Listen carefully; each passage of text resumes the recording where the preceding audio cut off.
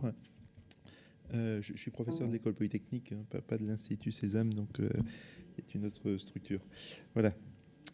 Donc je vais vous parler d'architecture, d'ingénierie système et transformation des organisations d'ingénierie, parce que essentiellement, quand on met en place des logiques d'ingénierie système dans une organisation, ça change un petit peu l'organisation. Et le propos de cet exposé est un peu de rentrer, sans rentrer beaucoup dans le sujet, mais de vous faire toucher du doigt ces évolutions. Voilà, donc l'exposé va tenir en 4 grosses parties. La première partie, c'est de vous parler un petit peu d'enjeux de la maîtrise de la complexité, c'est-à-dire pourquoi est-ce qu'on s'amuse à faire de l'ingénierie système. Deuxième partie, je vais rentrer un tout petit peu là, sous le capot en parlant un petit peu de fondement. Et puis ensuite, je vais rentrer dans les pourquoi, disons, les enjeux économiques qui sont derrière et parler un tout petit peu d'impact organisationnel. Là, donc ça va être assez rapide. Vous voudrez bien m'en excuser. Voilà, donc premier élément, si vous voulez, c'est rappeler un petit peu quelques catégories de problématiques auxquelles on doit faire face quand on fait de l'ingénierie, quand on construit des systèmes.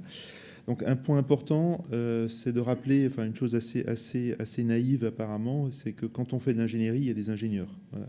Donc il y a deux grands, quand on fait de l'analyse systémique, il y a deux grands systèmes qui sont en interaction constante, l'objet qu'on fabrique et le système qui fabrique, le système de fabrication, ou le système de conception. Donc on va appeler ici sur ce slide d'un côté un produit, de l'autre côté vous avez un projet, voilà, ou système projet, ça, voulant dire hein, soit un projet d'application, soit un programme, c'est des gens hein, qui, donc d'un côté vous avez un objet matériel et logiciel, et de l'autre côté vous avez des gens, voilà, qui le fabriquent. Et la grosse problématique auquel on s'intéresse quand on fait de l'ingénierie système, c'est comment avoir la cohérence tant dans le produit que dans le projet, parce que le produit va résulter de l'intégration de tas de composants, et le problème de base, c'est qu'il faut que ces composants fonctionnent bien ensemble. Et donc on a à la fois une problématique d'intégration technique, il faut que les composants techniques fonctionnent bien ensemble, et il y a aussi une problématique d'intégration humaine. Il faut aussi que les composants humains, donc les gens dans le projet, collaborent. Voilà, sinon il n'y a pas de raison magique que les objets techniques collaborent. Donc vous avez deux grands types de problématiques quelque part qui sont d'un côté, si je prends le problème à l'envers, c'est que les composants du produit sont mal intégrés, donc coopèrent mal ensemble. Et de l'autre côté, vous avez le problématique identique dans le projet, c'est qu'à l'intérieur du projet, il n'y a pas de collaboration, et donc il y a une mauvaise intégration à l'intérieur du projet. Et c'est ces deux grands problèmes, voilà, qu'on adresse quand on fait de l'ingénierie système, pour simplifier. Oups. Voilà. Alors pour donner un exemple un peu concret, voilà un exemple de fonction de dépollution, voilà, donc, qui a fait perdre à la société qui a essayé de la mettre en place quelques dizaines de millions d'euros. Donc le problème est assez simple, je l'ai pris, il permet d'illustrer, si vous voulez, les problématiques de coopération technique et de problèmes de coopération projet, sur un exemple assez simple, sachant que ici il n'y a que deux composants qui étaient en jeu, et on peut imaginer quand il va y avoir beaucoup de composants en jeu, c'est beaucoup plus compliqué. Voilà. Donc dans cet exemple, si vous voulez, le but est de faire une fonction de dépollution, et cette fonction de dépollution est réalisée par l'intégration d'un côté d'un injecteur que vous mettez sur un pot d'échappement, et de l'autre côté de l'urée, qui c'est un gros pot d'urée, donc il faut le placer quelque part dans le véhicule, et puis ensuite on a une réaction assez simple, urée plus oxyde d'azote, ça fait azote plus eau, sauf erreur de ma part, et donc voilà, c'est un mécanisme assez simple pour dépolluer. Et donc pour faire ça, qu'est-ce qu'on fait? L'injecteur pompe l'urée, et puis ensuite le vaporise en petites gouttelettes dans le pot d'échappement, et on a la réaction désirée.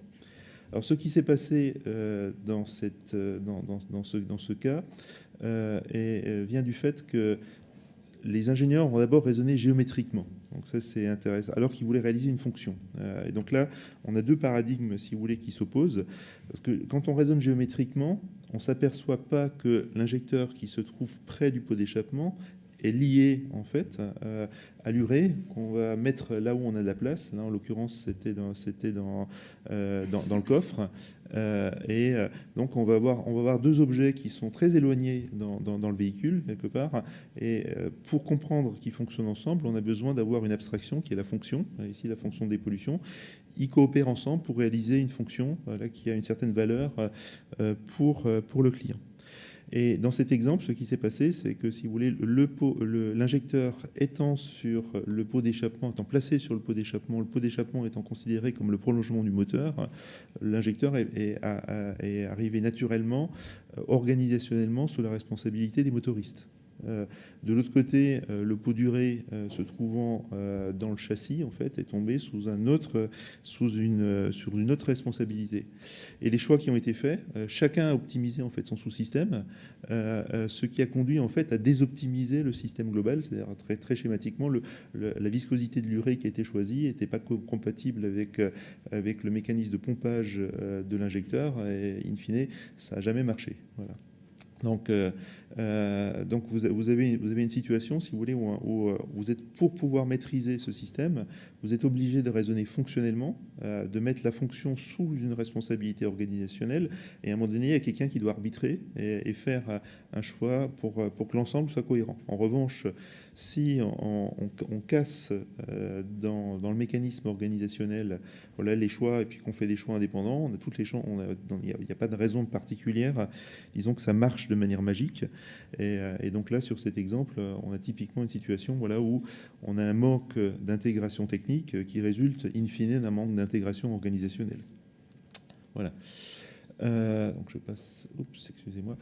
Donc ce qu'on cherche à adresser quand on fait de l'ingénierie système, c'est des problématiques de ce type-là.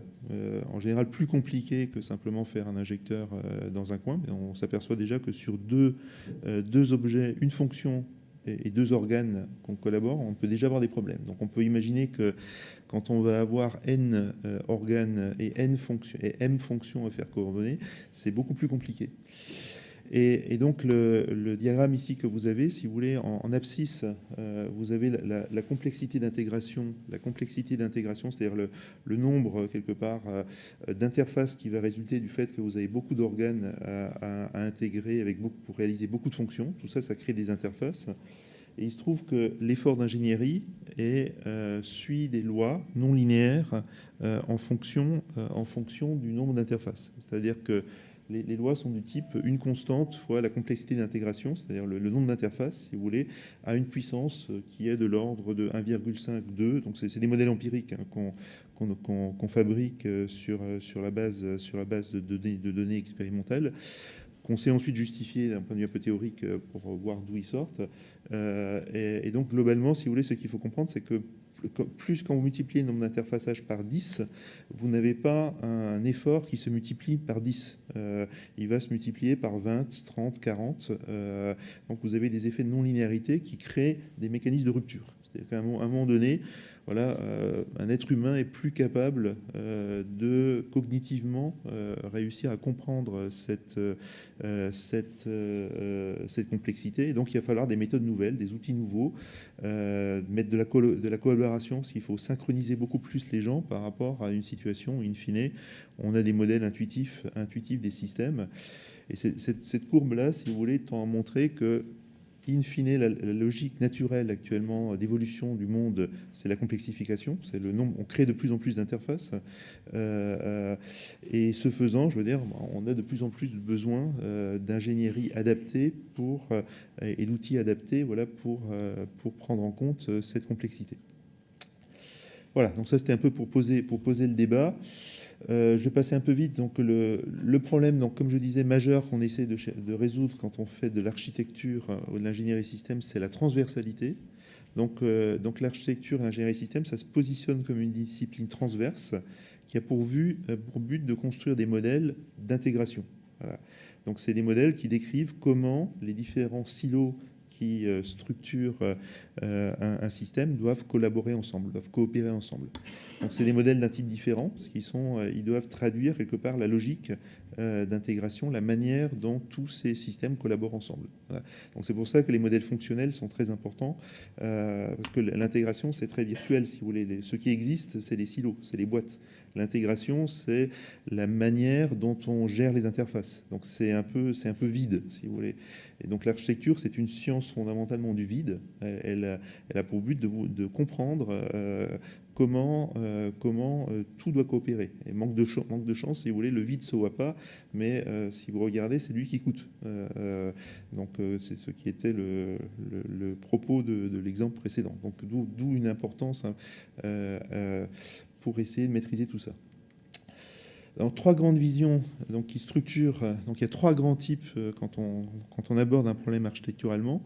En architecture, ingénierie système, si vous voulez, on va avoir une approche qui va être basée sur 3 types de modèles et qui correspondent à 3 questions. Donc c'est assez simple à comprendre. Il y a une première question qui est le pourquoi. Voilà, donc qui va donner naissance à des modèles qu'on appelle opérationnels, qui traduisent les services que le système que vous fabriquez rend à son environnement. Voilà. Et donc là, ça, c'est là où on va structurer le besoin, c'est là où on va structurer les usages, c'est là où on va comprendre les cas d'utilisation de votre système. Voilà. Donc c'est la première catégorie de modèles centrée sur l'extérieur. Voilà. Ensuite, une fois que vous avez bien compris à quoi va servir votre système, vous avez des modèles fonctionnels, voilà, qui traduisent en fait des réponses un peu abstraites dans un premier temps, qui sont l'image miroir quelque part des services que vous voulez offrir, mais vus à l'intérieur du système. Et puis ensuite, vous avez des modèles concrets. Ces modèles fonctionnels, ils doivent s'allouer au moment, tant qu'on est dans le fonctionnel, on est un peu abstrait. Ils doivent s'allouer à des composants concrets qui peuvent être humains ou techniques, donc ou logiciels ou matériels. Donc pour voir un petit peu, donc tout ça, là je vous ai décrit un petit peu des éléments un peu théoriques, tout ça, c'est concret. Là, donc ça se matérialise par des dossiers, typiquement. Donc ici c'est un exemple de table des matières de dossier d'architecture système, dans lequel on va intégrer toutes les facettes du système, à la fois donc, en opérationnel, en fonctionnel, en organique, donc en logique et en physique, en dysfonctionnel. Voilà, donc vous avez des points de vue qui sont le point de vue un peu dual, voilà, du point de vue positif de l'ingénieur. Faut aussi raisonner sur le système quand ça se passe pas bien. Il faut raisonner sur la structure à gros grains du projet ou du programme qui va le réaliser. Un dossier d'architecture système, il a pour but de faire un 360 degrés, si vous voulez, sur tous ces éléments-là, pour qu'à un moment donné, on ait une vision globale, cohérente et globale du système sur lequel ensuite on pourra raffiner. Voilà. Et donc c'est un point d'entrée assez structurant d'une démarche d'ingénierie. Derrière tout ça, vous avez des modèles. Voilà, donc les différents types de modèles dont j'ai parlé vont correspondre aussi à il y a une boxologie, des diagrammes, si vous voulez, qui vont représenter tout ça. Donc ici, c'est le modèle simple là qu'on a développé dans le cadre de Sésame, sur la base de mes travaux à peu près 10 ans que je travaille, 10 à 11 ans que je travaille dans le domaine. Donc on a dégagé un modèle, je pense, assez original d'analyse systémique. Donc là, vous avez les grandes lignes du modèle, voilà, qui consiste à analyser en 3 couches, voilà, opérationnel, extérieur, fonctionnel, le modèle abstrait de fonctionnement, de comportement du système. On parle en anglais, on parle aussi de behavioral model, donc de modèles comportementaux, et le modèle organique, là, qui est une vision, enfin, qui correspond à la vision logique. On n'est pas encore dans le physique, qui correspond à la vision logique du concret. Et puis, vous avez différentes manières de raisonner dessus. En état, là, on modélise les périodes de vie du système, les moments de temps où le système a un comportement homogène, une manière statique de le décomposer. Donc, on va raisonner en mission, en fonction, en organe, et ensuite les dynamiques associées qui décrivent comment tout ça se met en musique au cours du temps. Voilà. Et on a à peu près besoin, quand le système est raisonnablement complexe, de ces différentes vues, voilà, pour être capable de raisonner dessus. Voilà. Oups. Et un point important aussi, oui, c'est il faut la plupart des gens confondent architecture et modélisation, qui sont deux mécanismes différents. L'architecture, c'est la construction du système optimal. Alors, pour ça, on a besoin d'outils et de techniques. Donc, la modélisation est une technique au service de l'architecture. Voilà.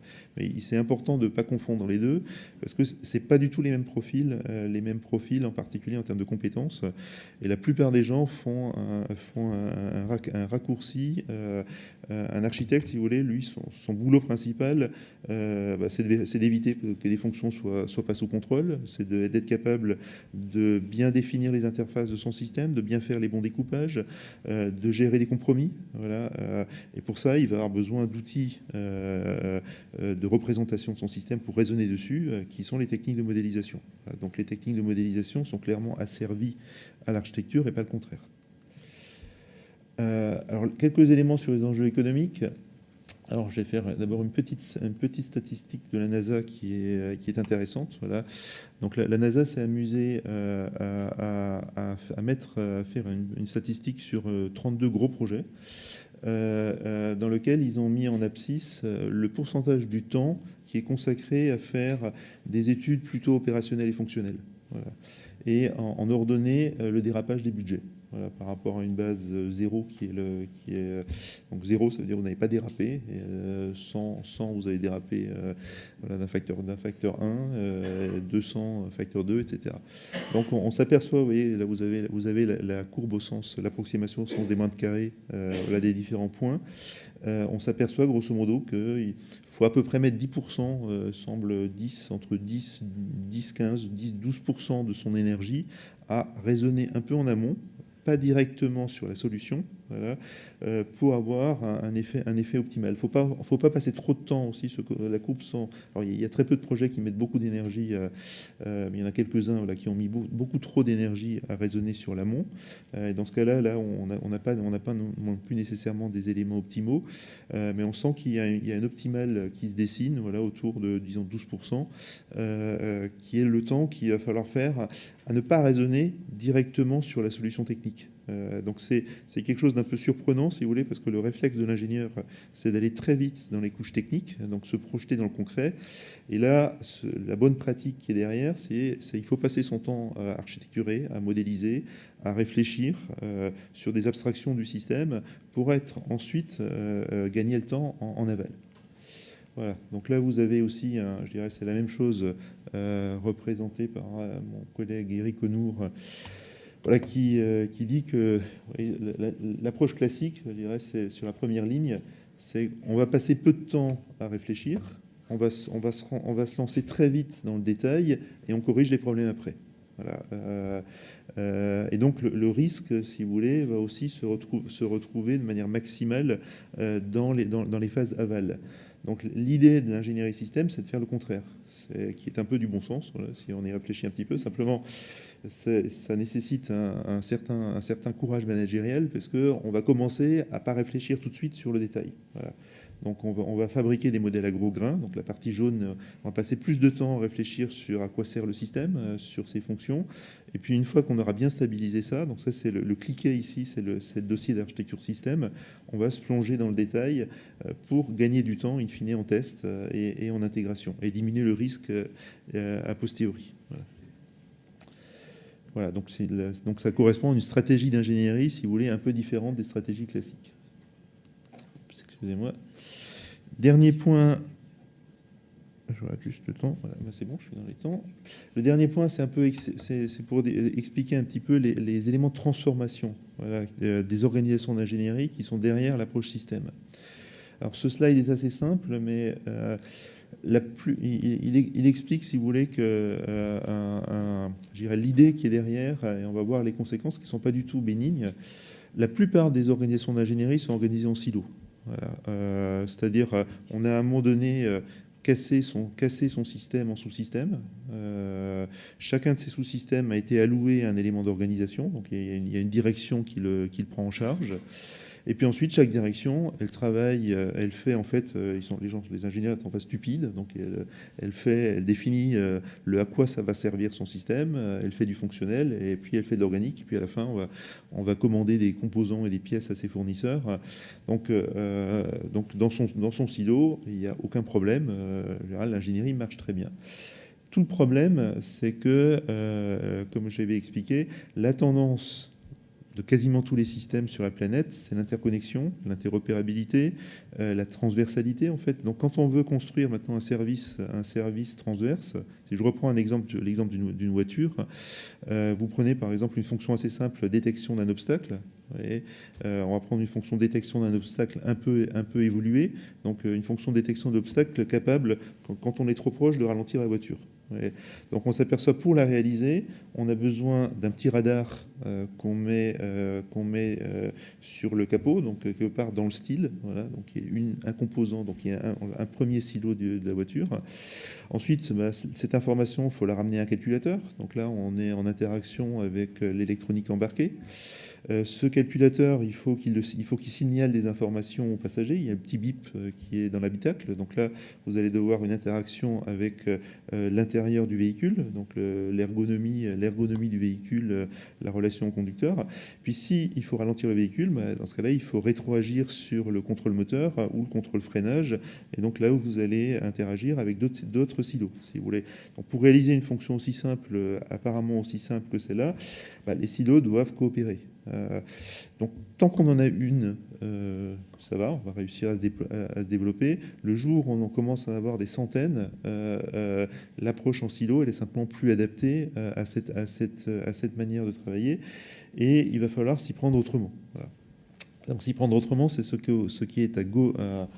Pardon, alors attendez-vous, je suis désolé, je suis mal. Je ne sais pas distinguer ma gauche de ma droite. Donc à droite du schéma. Donc à un moment donné, si vous voulez, quand vous prenez le problème justement de l'architecture fonctionnelle, parce qu'en général c'est par là que démarre la plupart des besoins en ingénierie système, parce qu'on a des fonctions transverses en nombre de plus en plus grand à réaliser, on voit bien qu'il faut mettre en place la couche fonctionnelle. Donc il y a des gens qui vont s'occuper spécifiquement des fonctions. Et une fois qu'on a fait ce choix-là, on est obligé en fait de lire son organisation d'ingénierie différemment. Donc là, vous retrouvez, si vous voulez, le modèle en 3 couches dont je vous ai parlé. Donc vous allez devoir lire votre organisation d'ingénierie plutôt avec des gens qui s'occupent de services, des gens qui s'occupent de fonctions, des gens qui s'occupent d'organes.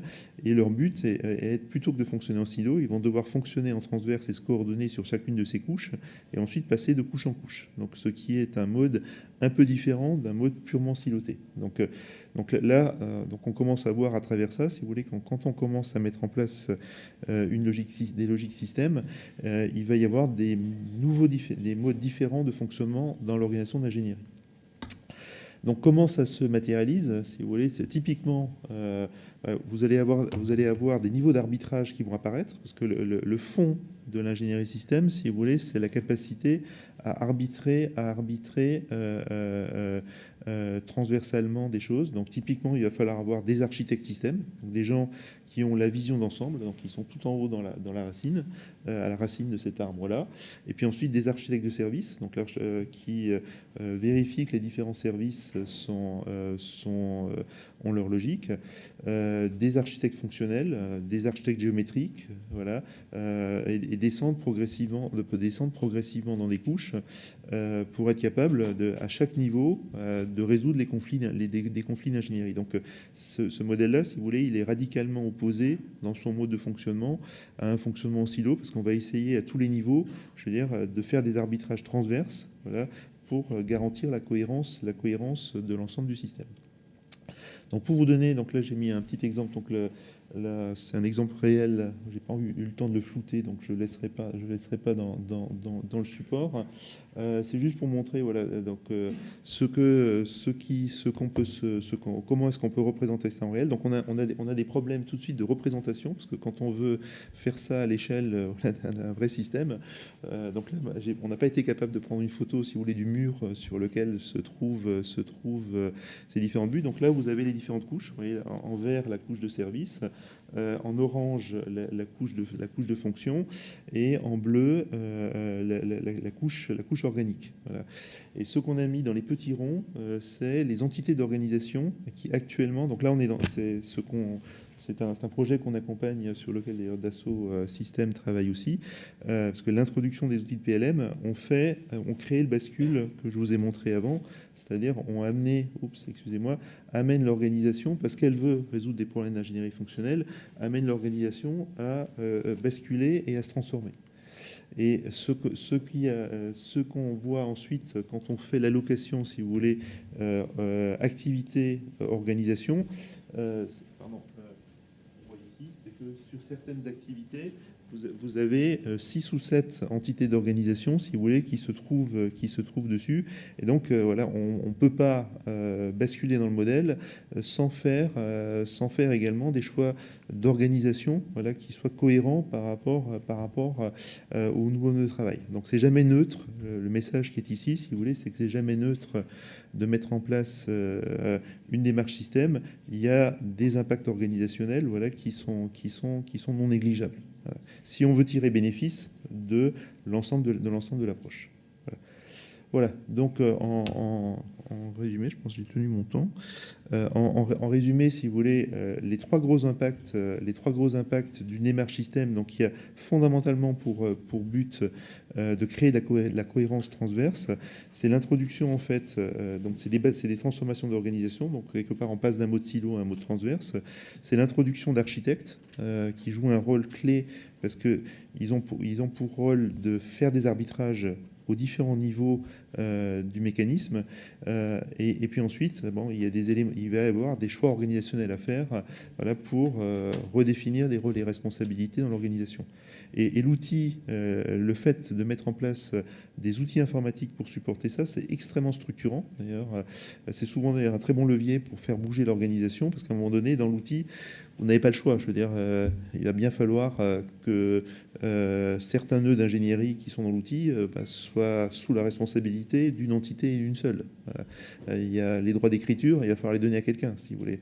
Donc l'outil, en fait, il porte avec lui des éléments extrêmement structurants qui amènent à faire évoluer l'organisation. Et il faut gérer les deux en cohérence, voilà, si vous voulez réussir votre projet. Donc tout projet d'outillage structurant, comme typiquement les outils que vous a présenté Eliane, si vous voulez, il y a un impact métier derrière, et il faut être capable de gérer en cohérence des projets de transformation métier avec des projets de transformation informatique. Voilà.